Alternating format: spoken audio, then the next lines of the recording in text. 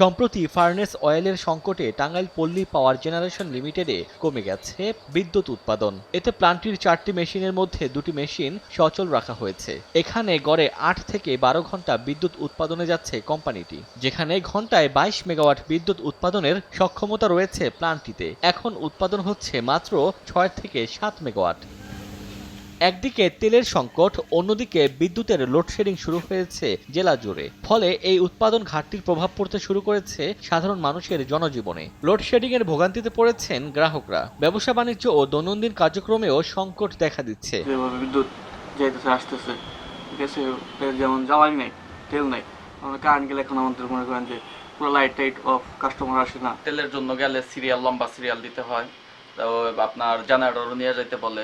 এমনি তো কাস্টমারের রুলিংস কম, তারপরে যদি এই অবস্থায় চলে, এই অবস্থা চললে তো কেউ বিজনেস করতে পারবে না। ক্যামেরার সামনে কথা না বললেও টিপিপিজিএল কর্তৃপক্ষ বলছে, জ্বালানি তেলের সংকটের পাশাপাশি আর্থিক চাপও উৎপাদন কমার অন্যতম কারণ। এতে সময়মতো তেল সরবরাহ না হওয়ায় পূর্ণ সক্ষমতায় উৎপাদন সম্ভব হচ্ছে না।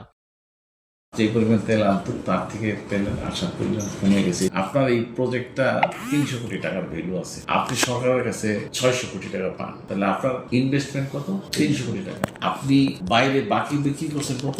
600 কোটি টাকা। একটা ব্যবসায়ী পকেটে কত হাজার কোটি টাকা নিয়ে ব্যবসা করে, বছরের পর বছর আপনাকে বাকি দেবে।